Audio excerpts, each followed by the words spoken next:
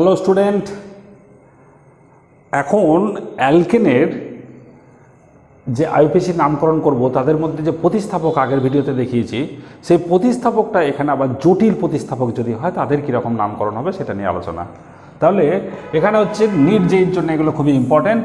তাহলে হচ্ছে কমপ্লেক্স যদি সাবস্টিটিউয়েন্ট থাকে, কমপ্লেক্স, তাহলে কমপ্লেক্স সাবস্টিটিউয়েন্ট যদি থাকে তাদের জন্যে, তাহলে কমপ্লেক্স সাবস্টিটিউয়েন্ট মানে হচ্ছে কি জটিল প্রতিস্থাপক। তাহলে এটা কি বলবো না, জটিল প্রতিস্থাপক। তাহলে জটিল প্রতিস্থাপক, এটা হচ্ছে জটিল প্রতিস্থাপকের জন্য নামকরণ। আগে যেমন আমি আগের ভিডিওতে দেখালাম যে প্রতিস্থাপকটা কীরকম হবে না, সিম্পল, হয়তো মিথাইল, ইথাইল, প্রোপাইল, বিউটাইল। কিন্তু এখানে যখন আবার প্রতিস্থাপকের মধ্যে ব্রাঞ্চিং থেকে যাবে, প্রতিস্থাপকের মধ্যে যখন শাখা প্রশাখা থেকে যাবে, তখন যে নামকরণটা হবে তখন তাকে বলা হয় কমপ্লেক্স সাবস্টিটিউয়েন্টের নামকরণ, বা এটা জটিল প্রতিস্থাপকের নামকরণ হবে। তাহলে জটিল প্রতিস্থাপকের নামকরণ আমি কয়েকটা এক্সাম্পল, খুব তাড়াতাড়ি কয়েকটা এক্সাম্পল নিয়ে নিচ্ছি।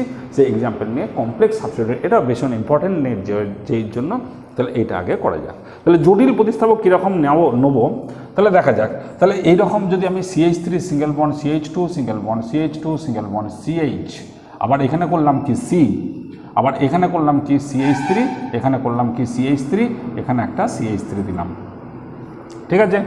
এরপরে আমি দেখছি কি এই দিকে যাচ্ছি CH2, এখানে হচ্ছে CH3। তাহলে দেখো এই যে প্রতিস্থাপকটা নিয়েছি, এইখানে একটা বড় গ্রুপ রয়ে গেছে, সেই গ্রুপের প্রতিস্থাপক যেটা রয়েছে সেটাকে জটিল প্রতিস্থাপক বলছি। তাহলে এই যে গ্রুপটা দেখো, আমরা মিথাইল ইথাইল এটা দেখেছিলাম, কিন্তু এখন দেখছি এই একটা কার্বন আবার 3টে ব্রাঞ্চিং হয়ে গেছে। তাহলে এদের ব্রাঞ্চিং করার জন্য তাদের প্রতিস্থাপকটা কিন্তু চেঞ্জ হলো। এই প্রতিস্থাপক আমরা জটিল প্রতিস্থাপক বলবো। এদের নামকরণগুলো করতে গেলে কীরকম নামকরণ হবে সেটা দেখে নাও। তাহলে এখানে নাম্বারিংটা করতে গেলে আমি যদি বাঁ দিক থেকে করি 1 2 3 4, আবার এদিক থেকে করি 1 2 3, তাহলে 3 মানে কোন দিকে করব, এইটা 1, এটা 2, এটা 3, এটা 4, এটা 5, তাহলে 5টা হলো। যদি এই দিকে যেতাম 1 2 3 4 5, এখানে হতো তাহলে 1 2, এখানে 2 হবে, এটা হচ্ছে 3, এটা হচ্ছে 4, এটা হচ্ছে 5, এটা হচ্ছে 6, তাহলে 6টা কার্বন পেয়েছি। তার এইটা হচ্ছে কিন্তু আমাদের ব্রাঞ্চিং হয়ে গেছে, সেই ব্রাঞ্চিংটার জন্য যেটা শাখা হয়েছে সেটা কিন্তু জটিল প্রতিস্থাপক হয়েছে। এই জটিল প্রতিস্থাপকের জন্য আবার এদেরও কিন্তু নাম্বারিংটা করতে হবে, জটিল প্রতিস্থাপকের নাম্বারিং করতে হবে। কীরকম? এরপরে নাম্বারিংটা করব কি, এইটা 1 নম্বর, এটা হচ্ছে 2 নম্বর। তাহলে দেখো এবারে যে প্রতিস্থাপকগুলো হলো সেগুলো কিন্তু মিথাইল গ্রুপ দুটো হয়ে গেছে, কিন্তু এদের নাম্বারিংটা এরকম করতে হবে। তাহলে জটিল প্রতিস্থাপকের নাম্বারিংটা আগে জানতে হবে, তারপরে কিন্তু তাদের নামকরণটা করতে হবে। তাহলে জটিল প্রতিস্থাপকের নামকরণ, তাহলে এই একটা এক্সাম্পল। তাহলে দেখা যাক নামটা কীরকম হয়। তাহলে প্রথমে দেখতে হবে যে 3 নম্বর পজিশনে প্রতিস্থাপকটা রয়েছে, 3 নম্বর পজিশনে প্রতিস্থাপকটা রয়েছে। তাহলে আমাকে কি করতে হবে না, 3 লিখতে হবে, দিয়ে কিন্তু হাইফেনটা দিতে হবে। এরপরে যে প্রতিস্থাপকটা রয়েছে জটিল প্রতিস্থাপকটা, সেটা লেখার জন্য কিন্তু এখানে নতুন নিয়ম হচ্ছে ফার্স্ট ব্র্যাকেটের মধ্যে লিখতে হবে। তাহলে ফার্স্ট ব্র্যাকেট, তাহলে আমাকে ফার্স্ট ব্র্যাকেট দিতে হবে।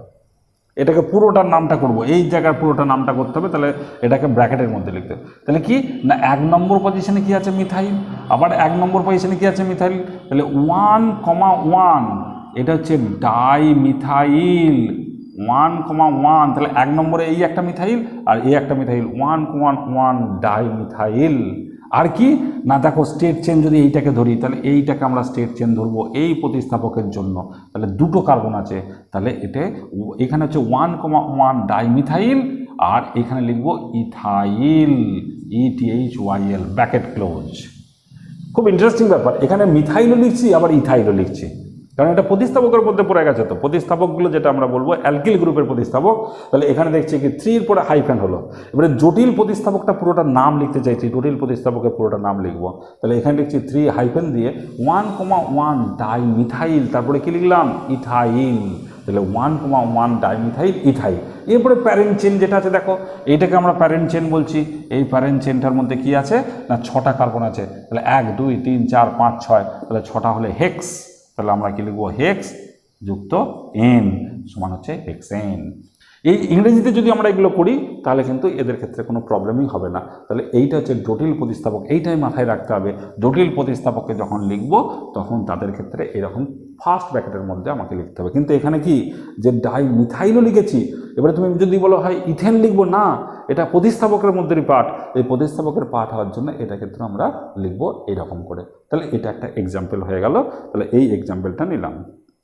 আর কি করব, এরপরে আর একটা এক্সাম্পল নিই। এই এক্সাম্পলটা নেওয়ার পরে তাহলে 1 নম্বর এক্সাম্পল নিলাম, এটা হচ্ছে জটিল প্রতিস্থাপকের জন্য। ঠিক আছে, তাহলে এবারে